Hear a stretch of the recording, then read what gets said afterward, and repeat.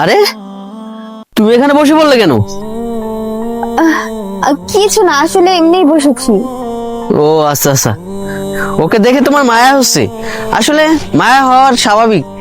গত 3 বছর ধরে ও এখানেই বসে আছে, আর ওর বিষয়ে আমি জানতে পারছি ও একটা মেয়েকে প্রচুর ভালোবাসতো, আর মেয়েটা ওকে ছেড়ে চলে গেছে। নিশ্চয়ই ওর কোনো ভুল ছিল, আর তা নয় তো একটা মেয়ে শুধু শুধু যাবে না। চুপ করো, তুমি আর একটা কথা বলবে না। তুমি কোনো কিছু না জেনে না বুঝে শুধু শুধু একটা মানুষের নামে অপবাদ দিতে পারো না। তুমি কি জানো শুধু যে এই ছেলেটার দোষ তেমনটা না, হতে পারে মেয়েটার দোষ ছিল। কোনো কিছু না জেনে না বুঝে একটা মানুষের নামে মিথ্যা অপবাদ দেওয়া ঠিক না। আমি জানি ওর সাথে কি হয়েছে। তুমি জানো মানে? তুমি কি বলতে চাইতেছো? হ্যাঁ রিয়াজ, আমি যা বলছি সব সত্যি বলছি। তাহলে শোনো শোনো জসিম, তোমার সাথে আমার সম্পর্ক রাখা আর পসিবল না। আমার বাবা মা আমার বিয়ে ঠিক করেছে। আমি যদি বিয়ে করি ওই ছেলেকে বিয়ে করব, তোমাকে না। আজকের পর থেকে তোমার সাথে আমার ব্রেকআপ। তিশা, তুমি এসব কি বলতেছো? আমাদের এতদিনের রিলেশন তুমি এক মুহূর্তে ভেঙে দিলে। দেখো তিশা, আমি একটা চাকরির ইন্টারভিউ দিয়েছি, আর একটা চাকরির ইন্টারভিউতে আমাকে ডেকেছে। দেখো তিশা, আমার চাকরিটা হয়ে গেলে আমি তোমাকে বিয়ে করব। তুমি আমাকে ছেড়ে যেও না প্লিজ তিশা, এরকমটা করো না। চুপ করো, আর একটা কথা বলবা না।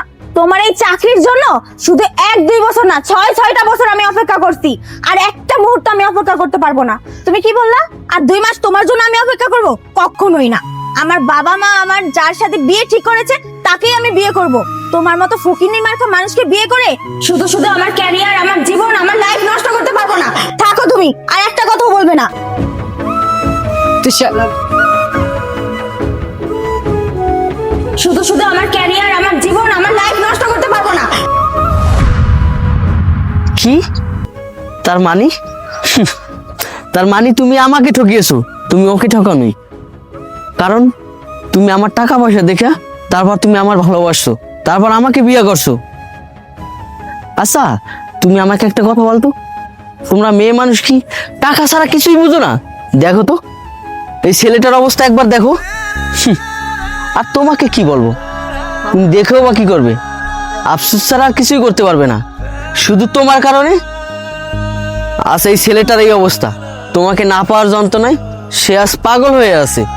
গত 3টে বছর আমি এখানেই ওকে দেখতেছি। এই ছেলেটা তোমাকে অন্ধের মতন ভালোবাসছে, আর শেষ পর্যন্ত তোমাকে না পাওয়ার কারণে ছেলেটার এই অবস্থা। ছেলেটা পাগল হয়ে গেছে। যার মন মানসিকতা এমন যে টাকার লোভে অন্য কাউকে ছেড়ে আমাকে বিয়ে করতে পারে, অন্তত তার সাথে সংসার করা আমার পক্ষে সম্ভব না। তাই আমি সিদ্ধান্ত নিছি আমি তোমার সাথে আর সংসার করব না, আর আমি তোমাকে ডিভোর্স দিয়ে দেবো।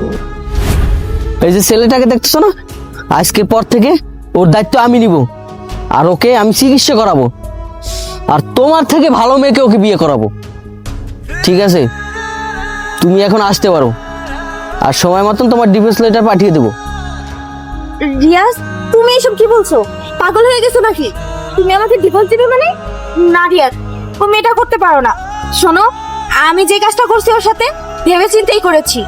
আমি আমার ফিউচারের কথা ভেবেছি। আমি যদি তোমাকে বিয়ে না করতাম তাহলে আমার ভবিষ্যৎ অন্ধকার হয়ে যেত। ওর কি আছে বলো? ও তো টাকা পয়সা কিছুই ছিল না, আর একটা চাকরিও করতে পারে নাই। এই জন্যই তো আমি তোমাকে বেছে নিয়েছি ওকে ছেড়ে। দেখো রিয়াজ, যা হবার তা তো হয়েই গিয়েছে। এখন চলো বাড়িতে চলো। তুমি প্লিজ আমাকে ডিভোর্স দিও না। আর আমি তো ওকে ছেড়ে দিয়েছি, ওর সাথে তো এখন আমার সম্পর্ক নেই। প্লিজ তুমি বাড়িতে চলো না। চুপ করো, তুমি আর একটা কথাও বলবে না। আজ থেকে তোমার রাস্তা তুমি দেখো। জসিম ভাই, চলো আমার সাথে, আসো।